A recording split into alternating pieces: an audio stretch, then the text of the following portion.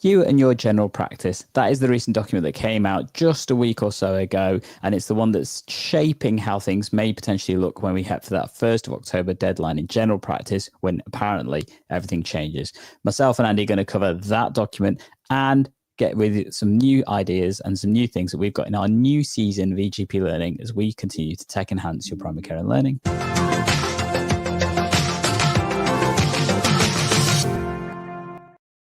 Hello, EGP learners. Welcome to our new season, as I'm calling it, of EGP Learning as we get started back from the summer break. How have you been there, Andy?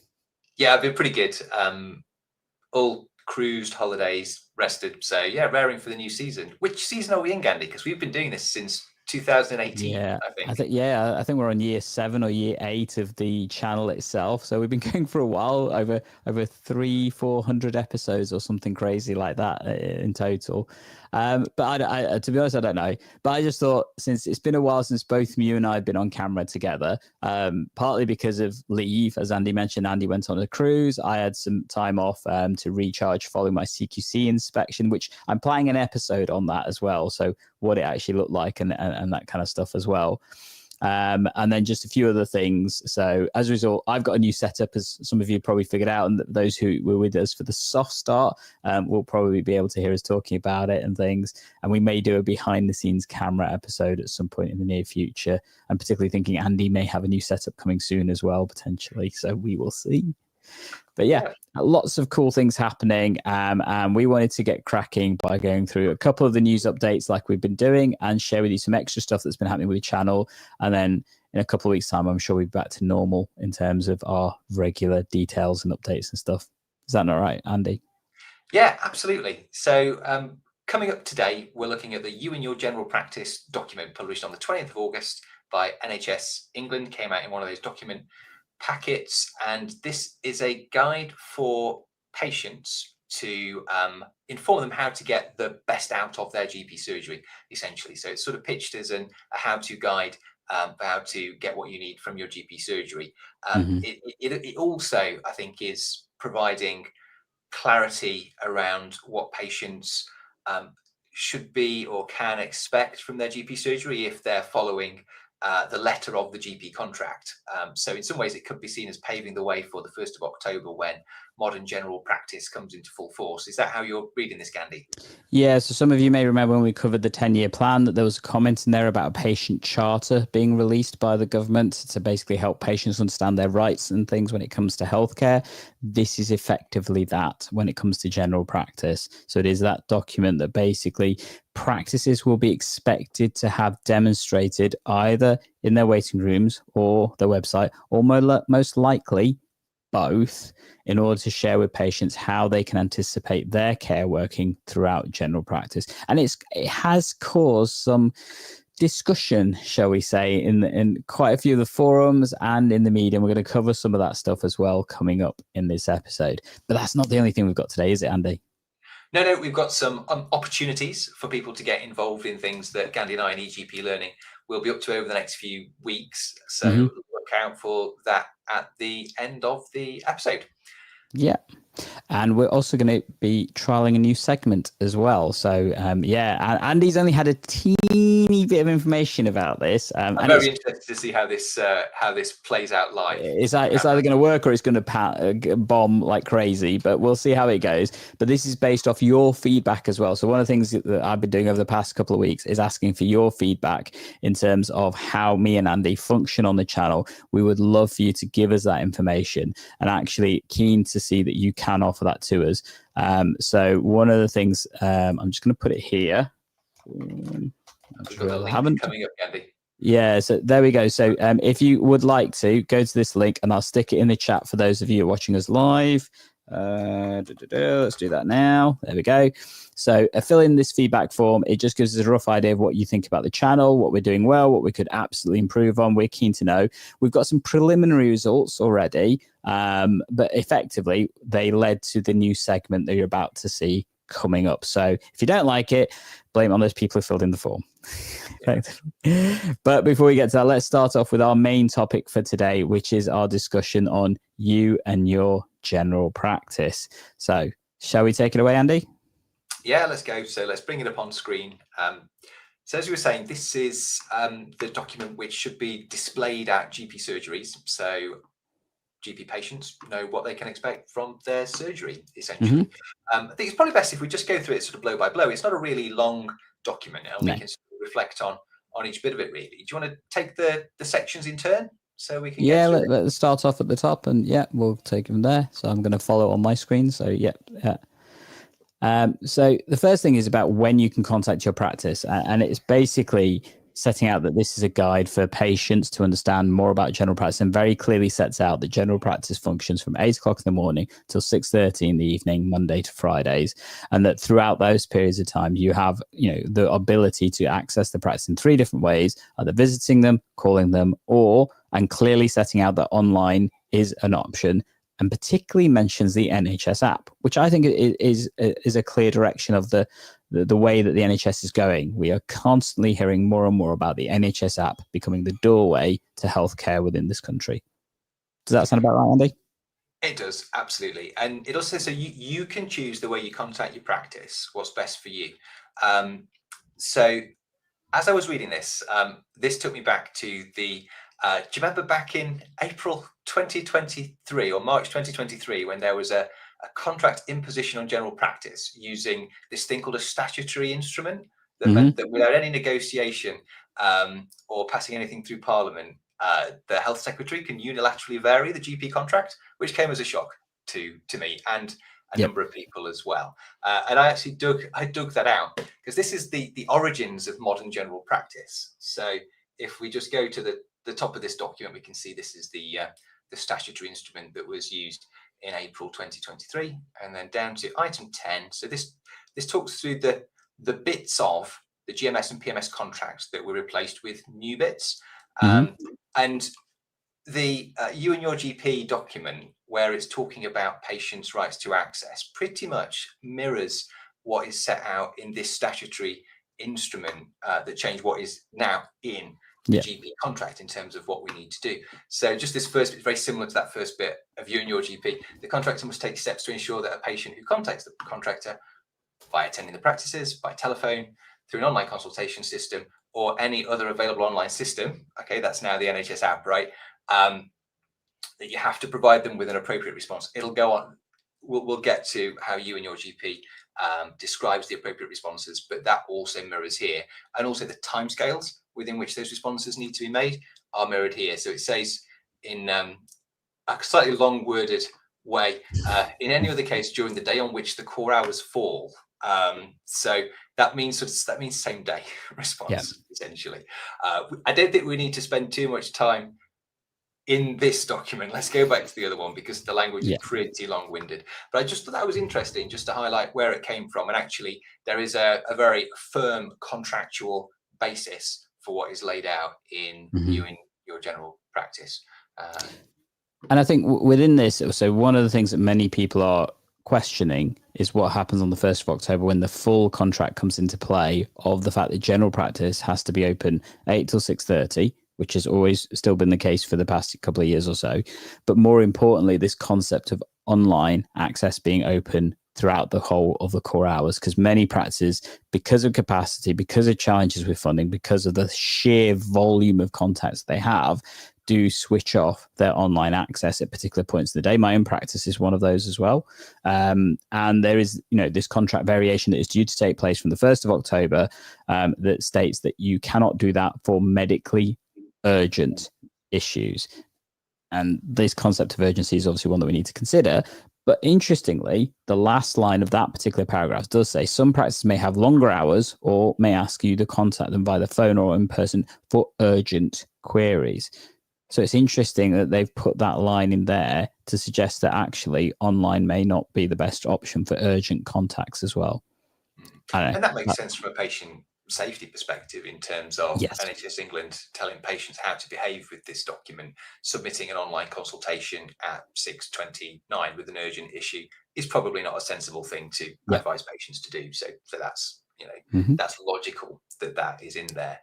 Just about the opening online consultations for all of core hours, our practice currently does open our online consultations for all of core hours for urgent issues and for non-urgent issues. So I've been on call today and I was dealing with some really late queries. It's probably why I was a little bit late away from the practice. It does present challenges, but some people are doing it and finding ways to make it work as well. So maybe have a discussion about that either later today or at some point in terms of how we manage it in my practice now, whether people are thinking about managing Absolutely. it. And I think this is going to be a growing area of focus for many practices as well. And obviously, as part of the other parts of the channel, I've covered with various providers that, will state that they can help you do some of that. I think there is a question I've got to many of the providers, how they're going to further support those practices with this aspect, but we'll come to that a bit later on. So next bit.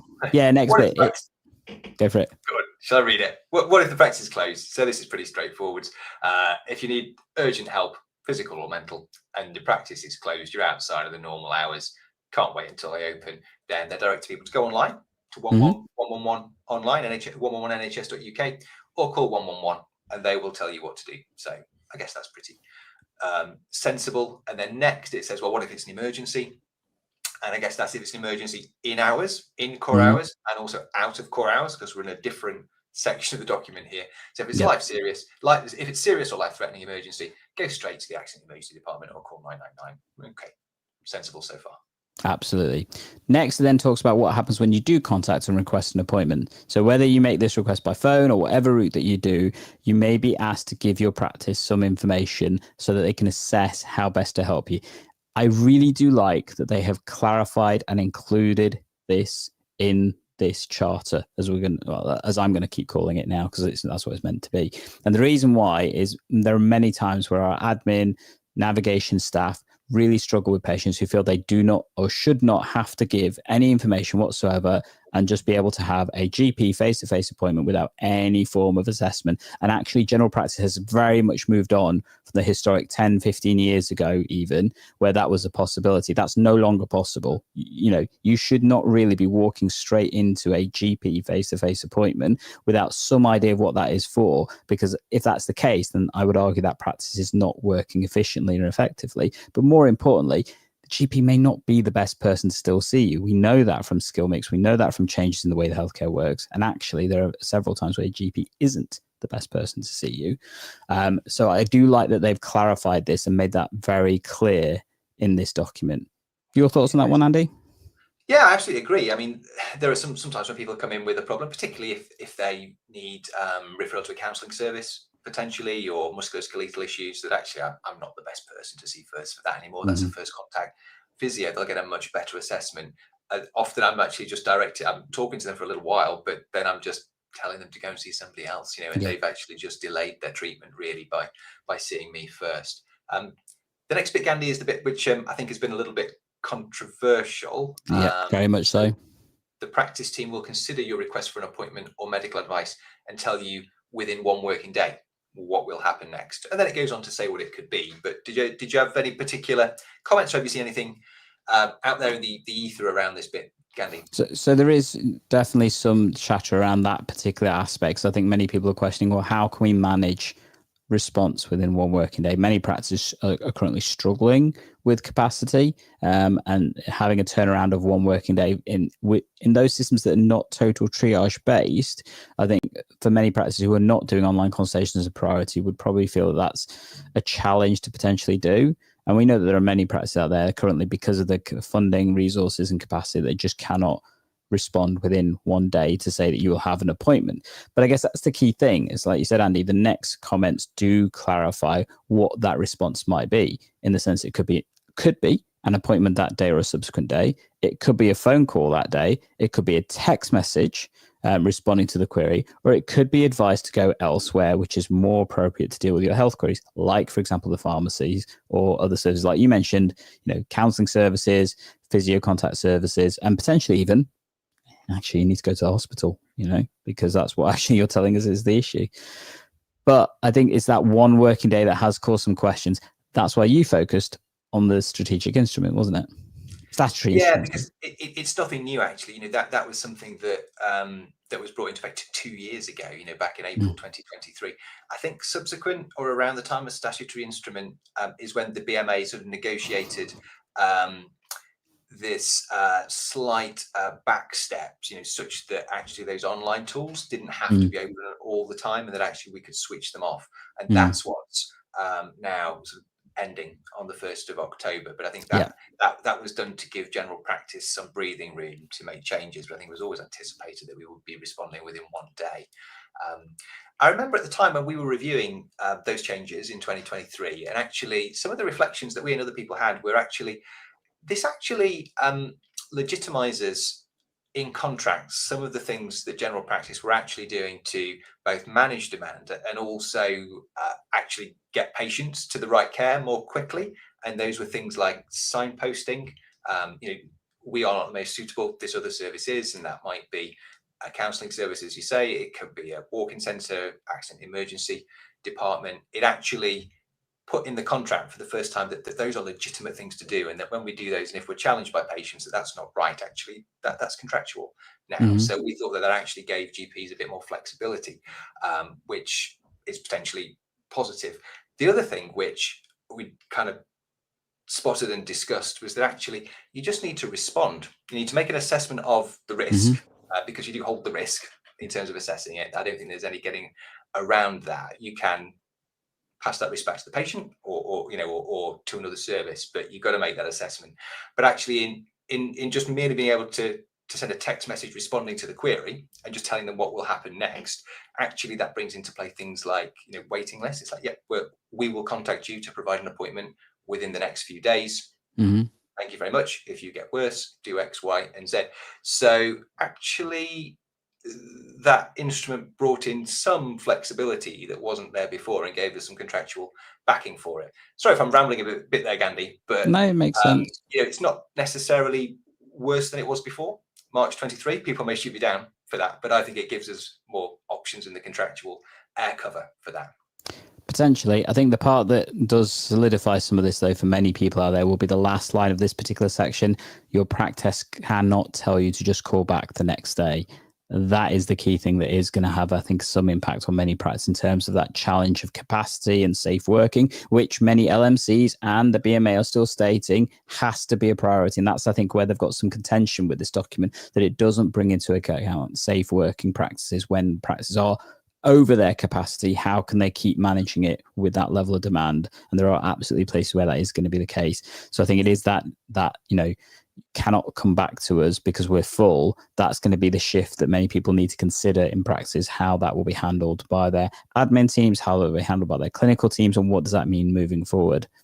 Yeah, that has been there for 2 years as well, though. I'm just reflecting because this is something that we were discussing with those original changes. That being said, it's actually really hard to train GP systems and reception admin staff not to do that, because general practice has done that to cope for so long. And there may be times when I hear that sometimes in my own practice and have to correct that. But yeah, it's really tough if you've not been doing these things, or for potentially very good reasons, because of how you manage your population and the resources you've got. Being having to do this from the 1st of October will be difficult, and actually patients coming to you sort of armed with this charter that's going to be on the wall of your GP surgery is going to make it quite difficult. It is. Moving on, though, it then talks about who might help you. And I think this is another area where there's been a little bit of extra explanation, which I think is a good thing.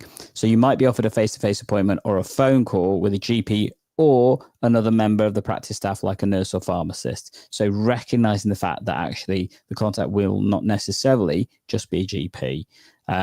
Does also mention about carers situation, that they may speak with a carer or yourself if that's appropriate, and that you can ask to see a preferred clinician or healthcare professional, as they put it, and the practice will try and meet your request, although you might have to wait longer to see that person to be available. And I think that many people would agree that is realistic and sensible. And it does mention about, seeing the same person can be a good thing, in terms of your continuity and that your long-term health conditions care. Yeah, I think some of these statements are quite helpful for practices, particularly that the practice will try and meet your request to see a particular member of staff. And you might have to wait longer. That's just realistic, isn't it? So I think some of these statements are helpful, I think. Yep. It then talks about from what age you can then see a GP on your own. So basically, if you're 16 and older, then you can make your appointments yourself. If you're under 16, you might be able to, but that practice may ask that you have a guardian with you as well. And that brings into the aspects of Gillick competency that we all know about in general practice or should know about, but also in terms of how people access their healthcare. And I think that's reasonable and sensible to clarify that point. What if you need extra help? So, what did you think of this section, Andy? Yeah, so let's get through it. So if you don't speak English, you can ask for an interpreter service in your preferred language when you make an appointment. So I think that's entirely reasonable. I think if there is an interpreter available, I guess is the key challenge. I don't know how you feel about that, but I know I've had many occasions recently where they were just not the interpreters available. Well, that's a good point. I mean, now that there are the telephone interpretation services, it is a lot better than it used to be when you used to have to book a face-to-face interpreter. And sometimes the interpreter didn't come, sometimes the interpreter came, but the patient didn't make it to the appointment. It was really, really wasteful, and it was really slow for people to actually get their care. So I think things are probably easier now. It's a good direction of travel. I'm hopeful for electronic interpretation. I'd say that varies. I'm very much of the experience. I cannot get a Vietnamese interpreter for the morning sessions at all. So I know our practice. It's better, but better. Not. Yeah. It's not. It's not as it should be. Yeah. You can ask. Longer appointments, quiet space, wheelchair access, or information in different format. Tell your practice, and they will try to help. Well, I think this is a nod to the reasonable adjustment work that many practices have probably been doing in the past year or so, which was a clear direction in terms of some of the changes that need to be happening. We know that there's this whole concept of digital flags as well coming through from secondary care in terms of reasonable adjustments as well to support patients. I think it's sensible to be aware this is absolutely an issue for some patients. Practices will try their best to accommodate. Also recognizing it may not always be possible, but that doesn't mean that we shouldn't be trying. Yeah, and there's going to be a needs versus wants and expectations debate potentially with some patients responding to this information being out there, and I think practices will just have to navigate that with their patients. But I think they will try to help, so try to accommodate, which is helpful. How do you choose a general practice? So you can visit a local practice, or you can use the Find a GP online service. And if you want to change to a new general practice, you can do so at any point. Most people have a few choices nearby. Most people, I guess, in some more remote or rural areas, that choice may not exist. And then a very important, and then a very important clarification that did come through after that. So, do you need proof of ID or address to register with GP? No, you do not. And that has been the case for many years now, I believe. I think it's still important that there are many practices I'm aware of that still potentially do ask for proof of ID and address. I think the key point with this, practice can ask for it, but you do not have to provide it. That's the key thing. So they cannot say no to registering you if you are unable to or don't provide that. It's good to provide clarity on that, because I think this is an area where the behaviour from practice to practice can vary, and that sort of variation really is unwarranted. All practices should be doing the same thing. But I think it's I was going to say, you can register with a practice if you're homeless. Just for absolute clarity, we've got a few patients on our list where we list their address as the practice address because they don't have an address, and that means that mail from secondary care will come to the practice, and we hold that for them and pick them up. Obviously, only in cases of genuine need, but that's what we do. We do have some comical situations, Gandhi, where sometimes our automated processors send a letter to the patient, to ourselves at the practice, asking them to come in for health checks and things like that. So that happens every once in a while. So you just have to be careful, and it makes us chuckle. Yep. I think it's important to recognise why practices may ask for proof of address as well. That's often to just check that you are in the practice catchment area, which still applies. It's just obviously there's a bit more flexibility in terms of that. And obviously a key aspect being that you can potentially register with some practices outside of the practice area, but that may impact things like visit access and various other resources, particularly community-based resources, which tend to be very much geographically based and more complicated if that was the case.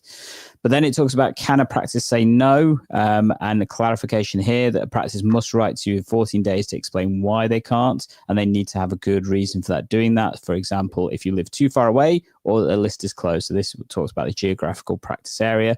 They cannot say no, obviously, for things like immigration status or not having a permanent address, or for reasons under protected characteristics, under obviously standard legislation and that kind of stuff. So just being aware of when a practice can and cannot have you admitted onto the list and stuff. So can you choose which hospital or clinic you are referred to? So just provide some clarity, but leaving it a little bit open here. So if your GP needs to refer you for a physical or mental health condition, in most cases, you have the right to choose the hospital or service you'd like to go to. Most cases, you can get further information on your right to choose here, which we're not sort of linking out to here. And I think that's true. I think in most cases, people can exercise their right to choose, but sometimes what happens after you've exercised the right to choose might vary. So I know locally there are some issues around sort of ADHD services, for example, and local practices, may not be able to enter into the same shared care agreements with out-of-area clinics that they might do with local services, for example. It can be a complicated area, but I think in general principle, you can choose or have a say in where your referral is directed. It then talks about if you're new to the UK, you can still register with a GP if that is the case. Your immigration status does not affect access to general practice. Important to recognise, though, it does affect potentially your access to secondary care services. So it may limit what some of the practices may be able to do in terms of supporting some patients. Because I have had situations where a patient who eligible for primary care, but unfortunately not eligible for secondary care, and then been asked to pay for services, and that obviously does stunt some of their journey in terms of access and further investigations as well. So recognizing that can be a challenge.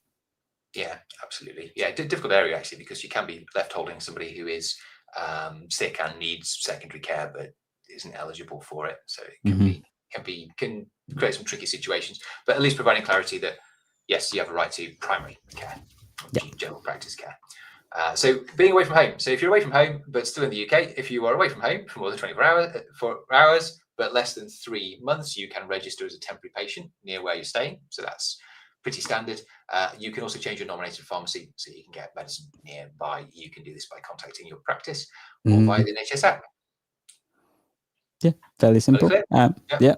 And then, do general practices charge for anything? The NHS GP services are free. However, you might be asking the GP to do some private work, such as lighting work, rest of for insurance, etc. And there may be charges for that. Most practices should have a list of charges for what is and is not chargeable based on NHS contractual work and things. Great. Then talks about, go for it. God, I was going to say, how should everyone be treated? So I think this is really good to put in there, actually. So the practice should treat everyone fairly, kindly, and respectfully. Likewise, you as a patient should treat staff with respect. And the practice can remove patients from their list if they are violent or abusive to staff. And then you can learn more about your rights at the NHS Constitution. So that's sort of spelling out both sides of that sort of behavioural contract there, which again is helpful in terms of patients feeling comfortable that they will be respected, but also being really clear that staff need to be respected and that disrespecting staff and abusing staff will not be tolerated. Absolutely. It then talks about how you can actually help your GP practice. So it talks about 7 different points. So number 1, being prepared. Yeah. And I think many clinicians will agree with this, that having patients have considered what they want to discuss beforehand and a little bit more structure to that can absolutely make the appointment work more effectively. And also, I guarantee you there are patients out there who have thought, I want to cover this, this, and this, get to the appointment, forget half of it, and then leave thinking, I wish I'd mentioned that. And actually, the more information we have, generally speaking, the better that is for the outcome for all included, obviously the patient itself. So, that is really important tip. And I would highly recommend that people do that before they come. And it's also one of the reasons why online access routes sometimes can be quite powerful, because it gives people the opportunity to formulate that and submit that before they have their actual appointment. And that information is available then to the clinician as well. Yeah, I agree. It's actually quite helpful doing electronic consultations in some ways, because the patient has to think about what they want to say beforehand. So it gives them a little bit of time and practice rehearsing it before they come for the proper appointment, which can then be more focused on the real issues rather than just surfacing them. So next. be on time. Yeah. So being late for an appointment or being unavailable for the timed callback can affect other patients. So absolutely true. So it's good that that's there.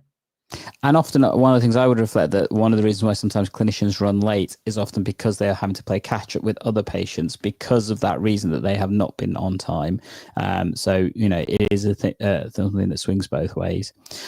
Cancel if needed. So if you can't go to your appointment, tell the practice as soon as you can so they can offer it to someone else. I think that's really important. A lot of practices now look at using SMS-based routes to allow patients to cancel their appointments directly so they don't even have to call, or using onboarding systems within their telephone system allow you to do that directly without having to speak to some of the admin team as well. So that is something that I think can be quite powerful if you use it effectively. Yeah. Use the NHS app or website. So if you're confident using smartphones or computers. So, and we should be thinking about digital literacy and Absolutely. supporting people who are less digitally literate. But if you are confident, then use the NHS app or website to cancel appointments, book appointments, order repeat prescriptions, see test results online. And actually, that's really, really good because actually, once patients know how to do it, they often do find it really, really convenient to be able to do that. And actually, that's something that a GP receptionist does not have to spend time doing with you on the phone because you're doing it in an automated way. And they can actually spend their time on those patients who are less digitally literate and do need to do that through reception. So really good to encourage patients. And if people wanted a guide on how to do those three things, actually, we've got that on the eGPlearning channel. There is a video designed for patients to show you just with the NHS app how to do requesting your medications, how to book appointments, and also how to contact secondary care services, because that's one of the newer features that's coming into play with the NHS app as well. So turn on notifications. Actually, that's really good that that's there because there's obviously a drive to use the NHS app as a way to communicate with patients, and that's two-way communication. So that's you sending a message to the health service or to your GP, but it's also actually your GP sending information to you. You might be due your flu jab, you might be due some routine monitoring. Currently, a lot of that takes place via mail or via text messages, but those are not as secure as the NHS app, and those actually across the country have significant cost to health systems in terms of using those ways of contacting people. And actually, it will be much better, streamlined, more secure if people use the NHS app for communication. But you only know that there's a message for you there if you've got your notifications turned on. So that's smart to put it there. Yep. Order repeat medicines on time. So I mentioned this is one of the features of the NHS app that you can absolutely use and do really easily and effectively from home without having to contact your practice, but actually making sure you have requests them on time so you don't have episodes without, your medicines and that kind of thing, but also only order what you actually need. There are unfortunately many patients out there who request everything, or potentially sometimes even the pharmacies do that on their behalf because they don't want to be caught short. And obviously if those meds are not being used, that's wastage in the system. That's potentially misinformation in terms of your healthcare as well, but also it's all stuff that contributes to lack of resources that then mean less appointments. So improving that is always going to be a positive thing. And then finally, last one that they mentioned is about joining your PPG. Do you want to tell us about that, Andy? Yeah, I'm really glad that this is here because it can be difficult getting new people interested in joining PPGs.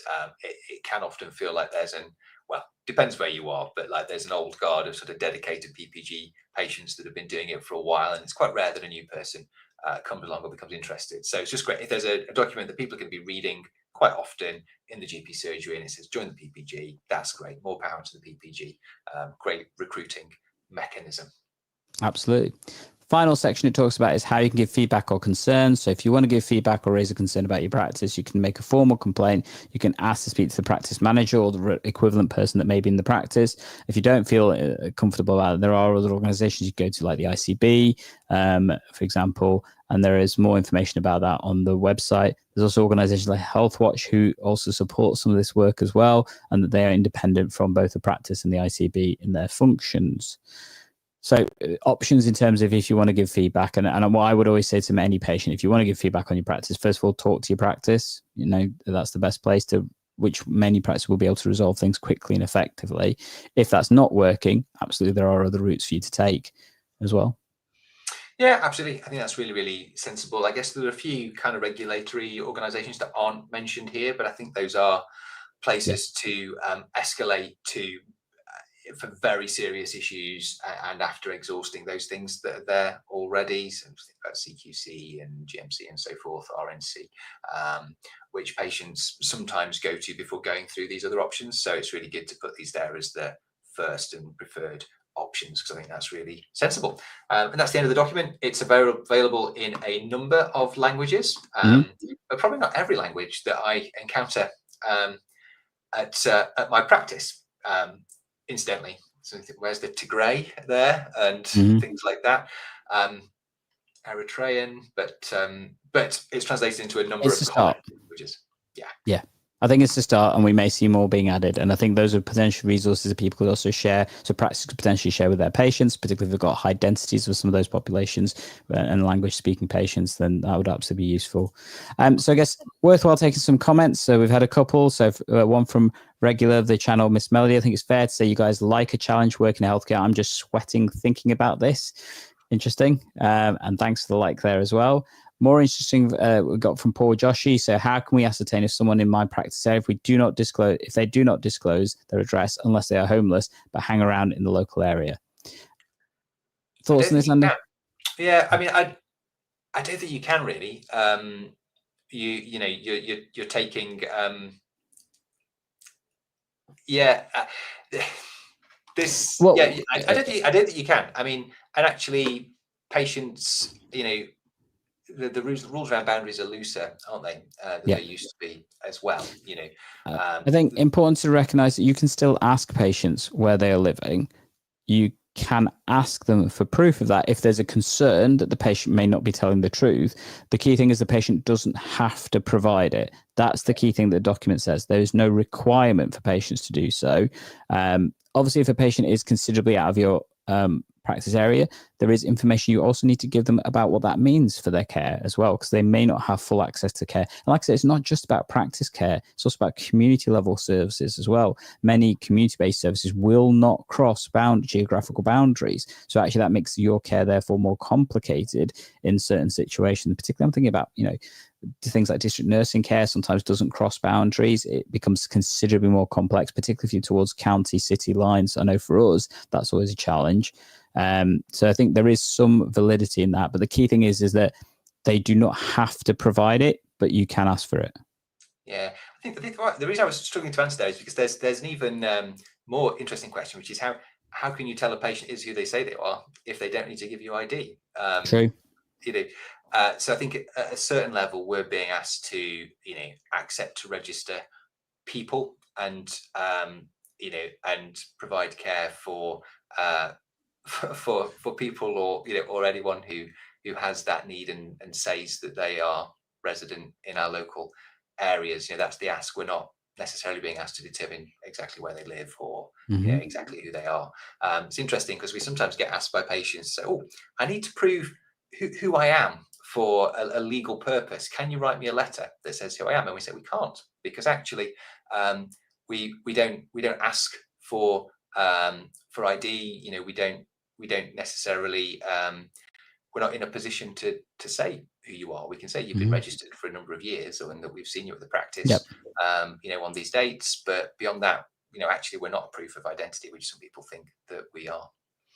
Yep. Interesting to remind people, GPs are actually one of the professions that cannot, for example, countersign your photographs for your passport anymore, partly for that particular reason as well. Yeah.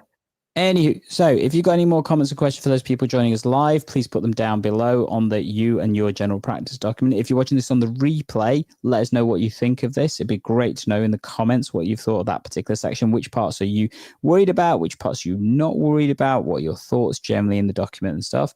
What we're going to do now is a little bit of a segue into our new segment that I'm calling On Our Wavelength. Okay, so Andy's only had a really small introduction into this, but as a result of some of the feedback we've asked, people have said that they'd like a little bit more entertainment, a little bit more fun into the live stream. So we're going to try and provide that with a bit of a general practice flair. So many of you know that I love my board games, absolutely passionate. I mean, if you can't tell by looking at the background, yeah, okay, it's clearly obvious there. So we're going to play a sort of board game on the channel. I'm going to give Andy a challenge to see if he can figure it out, and we'll give you the answer at the end of the live stream. Okay, so you do need to stick around if you want to see the results and stuff. Feels experimental. Very experimental. Okay, let's see how this goes. So the game is called Wavelength. It's one of my favorite ones. It's a great game for groups and stuff and things like that. And basically, you get a lovely little device that's called the Spectrum, which is this. And as you can see, if I was to spin that around, there's a little wavelength just here. Now, we're going to play a slightly adapted version of this because it's a bit longer. But effectively, on the wavelength, you get clues, which I've got a couple down here. I appreciate they're going to be too small for you to read, but I will explain that, so don't worry. Okay. And one side is a positive, one side is a negative. I'm going to spin this round like that at some point, close it, have a quick look, and then give Andy a clue to try and get him to guess where on this wavelength with that kind of spectrum the wavelength is, effectively. Okay, so let's give this a try. So I'm going to spin it round. Okay, fine. I'm going to close this now. Okay, now the spectrum that we're dealing with is, I'll put it here so I appreciate you can't see it as clear, but this side is medically urgent and this side is medically not urgent. Okay? Is that clear, Andy? You got it? It is, yeah. I'm writing it down. Yeah. Yeah. Okay. So I've now got to give you a clue to give you a rough idea of where this may be. Okay? So let's go for... This is the part I didn't plan for, okay, because it's completely random. Let's go for a... Okay, let's go for a infected toenail. Oh, okay. Well, and then I sort of say, oh, it's at 12 o'clock, 3 o'clock, or 9 o'clock on that dial. Yeah. So for those watching at home, you can participate in this. Thank you, Andy. You reminded me on this one. Andy's going to give us his guess, and I'll tell you at the end whether he's correct or not. So if this was 0 degrees, yeah, where my finger is now, this is 0 degrees. The opposite side, technically, it's 175 degrees. It's not quite 180 degrees, as you can tell from it.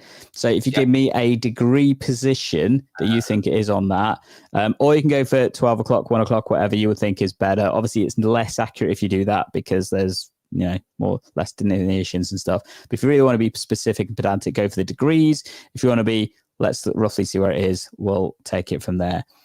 So, Andy, do you want a bit of time to think on that, or no? I'll give you a response. It's fine. Okay, I'm saying 105 degrees. 105 degrees. So that would be. So I'm going to spin this, and you tell me when I'm right where you want it to be. Yeah, top's 90. So top's 90. Yeah, well, bit more. Let's stop there. Stop there. Okay. So is this about us being on the same wavelength? Yeah. And then using that piece of information which you deem we should be on the same wavelength about, to convey the information about where the wavelength is. That's basically what's happening here, isn't it, Andy? Effectively, yeah. Okay, fingers crossed. So we will see if me and you are on the same wavelength when it comes to urgency of dealing with health conditions. For those of you watching live, why don't you stick in the comments what you think the number may be? So either a degree, so something degrees. Andy's gone for 105. Or if you want to go, I don't know, 12 o'clock, 1 o'clock, 2 o'clock, 11 o'clock, stick that in the comments down below. Give us your guess. We're just going to cover a couple more topics. And then before we finish this stream, I will show you what this is. All right. Andy said I should have some sound effects for this. I clearly wasn't prepared for that, but we will hopefully have that for next time because we are going to do this again next time round. Okay, so I'm putting it there. I'm not touching it at all. Okay. But I guess just some other stuff that we would love for you to know about that's coming up on the eGPlearning channel. So obviously myself and Andy will be back in a couple of weeks' time. We'll be back to our Thursday sessions, hopefully by that point, in terms of more regular timing. Partly we had to shift because I had to attend a wedding yesterday. So it was, my cousin's wedding, could not miss that. And I know some of my cousins might actually be watching this as well. So yeah. A couple of weeks on, we're back to our regular schedule programming in terms of the content. But before we've got that, we've also got a couple of events that are coming up shortly, haven't we, Andy? We have indeed. So you've probably got the links to flash up at the bottom. The first one that I have on my screen is GP5TX. So GP training, trainers to train trainees. That's the 5 T's. So this is the GP trainers conference. Although I'm not an active trainer. I have medical students, and I attend and facilitate, and I find it really, really useful just for me, being in a teaching capacity and teaching fellow medics, be them students. So it might be that non-trainers can get something out of this as well, but it's predominantly for GP trainers. These are fantastic events. This is the 10th one, Gandhi. I know. Can you believe we've been doing it for 5 years now? Yeah, every 6 months for 5 years. It's absolutely fantastic. There are some great things coming up, just popping things on screen. I'm particularly looking forward to, where is it? This one. So Generation Z GP registrars versus Generation X trainers. Is conflict over professionalism inevitable? I think this is going to be really, really interesting. Talking about attitudes towards work, time off, work-life balance, and how that sort of changed over the past 30, 40 years of general practice. So that's going to be a fascinating. It is. And that's been delivered by a GP5T legend and regular who's presented at every single one of those conferences, Dr. Ed Pooley. So, if you follow any of his content, you will know it's amazing stuff. I do think that is going to be the highlight session of the conference, although not to take away from some of our other stuff, including talking about AI with... I can't believe it. Devin Gray, that was it. Dr. Devin Gray, who's amazing, knows her stuff, is one of the IT leads down in London in terms of a lot of the work that she does and stuff, and amazing things. And then we've also got stuff about lifestyle medicine. We've got stuff about how to pass the SCA and what to do when you're struggling, how to help trainers with fatigue. I'm keen to see that one, to be honest. I won't deny that I've had a bit of fatigue after training for 7 years now. And various other sessions, as well as our Ask Her Anything panel, all headed up by myself, Andy, and the legend that is Tara. This is a conference we love doing. We've maintained, this is our 10th one. That's how much we love doing it, and absolutely love it. If you want to join us, that's Saturday, the 20th of September. Little sneak peek of this. I'm going to have to run off straight afterwards because I've got my Leeds Medical School reunion afterwards, which I'm heading off for. So if any of my fellow medics are going to be... Yeah, in Leeds. Wow. Any of my fellow medics are going to be seeing that evening, feel free to come into the conference and stuff beforehand. You get to see me twice in one day, potentially. But second to that, and actually before that, on Tuesday, the 9th of September, is our conference that we're doing in collaboration with the Modality Partnership. In fact, it's their conference that we're supporting, Digital Transformation Summit. This is going to be an absolutely amazing event. One of the objectives I've had for a long time is to create a digitally led conference that focuses on what is happening now, what is going to happen in the future. And this is going to be an absolutely stonking event, and it is free to attend. So all you have to do is register. It's in Birmingham on the 9th of September. We've got some amazing content. We've got Minal Bakai from NHS England coming, Duncan Gooch from NHS Confed coming, various other speakers, including people from Google, from various different providers as well. So we've got teams coming from different aspects, Heidi Health, loads of providers you've heard of, loads of them you haven't, that you may want to find out more about as well. We've got speed debate happening as well. This is going to be a conference unlike anything you've ever experienced. And me and Andy are going to be there. It's going to be absolutely awesome. And I would highly recommend registering because I think we're almost at capacity as well. So if you want to come, you better get sharp and join. Online tickets are only available for international people as well. So I'm afraid this is not something that's hybrid like our normal style ones. If you want to come, you got to come if you're in the UK. Internationally, you can watch online and stuff. Any thoughts on that conference, Andy? Yeah, no, it's going to be excellent. Really high quality speakers. Definitely. And we know that heading into October is conference season itself. So there's going to be obviously the big conferences like Best Practice, RCGP, and a few others. I'm going to something called The Fix, which is a really interesting digital conference that promises to be very different to what most people are aware of. So I'm looking forward to see what that looks like, and various other things I'm sure will be coming through in due time. Wow, Andy, we said we'd try and keep it shorter, didn't we? But we don't think we quite achieved on that one. We need to work on this. Yes. So I'm curious, Gandhi, about the wavelength. Okay. Yeah. So do you want to have a look and see where we are? So you said 105 degrees, which is roughly where that is. Yeah. All right. So the spectrum has different colors. 4 was in the middle, which is blue. So that's 4 points if you're playing the game properly. I think outside of that was yellow, and that's 3 points. And then it's red, 2 points, 1 point, and something like that. Okay, Can't remember without looking at it, but let's have a look. Are you ready? Yeah. So remember, this is medically, where have I got it? I've forgotten it already. Urgent. That was urgent. So urgent this side, Yeah. not urgent this side. Let's have a little look, shall we? So Okay. Oh, so far so good, Andy. Oh, I like the slow reveal. I probably should have gone further to the right, but wait. Oh, look at that. Oh my goodness. Bang on. Wow. Look at that. 4 points. That is amazing. I can promise you this was not set up. Andy did not have a clue, and you saw me spin it. He didn't have a clue as to that, but bang on. That's interesting, isn't it? Wow. Yeah. Wow. Okay. Oh, it's good. So the question is, if you're watching this on the replay, or what did you get that right? Did you get it right? No, it's not right or wrong, but were you on Gandhi's wavelength? Were you on my wavelength? And recognizing Andy's absolutely correct. That doesn't necessarily mean that where I put it is the right place for it to be. That's just where I think it needs to be. And apparently, where Andy does, because he's on my wavelength. This time, not necessarily where I would have put it. It's where I thought Gandhi would have put it. There you go. No, I would have put it there as well. Cool. So we're going to be doing this for the next few sessions at least to see what you guys think, whether this is fun, not fun. I don't know. It's just a bit of levity and stuff. As always, if you want to see what's happening on eGPlearning, Miss Melody's commenting. I had faith that Andy got it spot on. Miss Melody, next time, why don't you join in? Give us your perspective and see whether or not you are on our wavelength as well. So there you go. But if you do want to catch up with us, as always, do make sure you subscribe to the channel. We'd love it if you could do that and things. You can hopefully get more content from us as ever. And we will continue to be here as we tech enhance your primary care and learning. And we'll catch you next episode. See you later.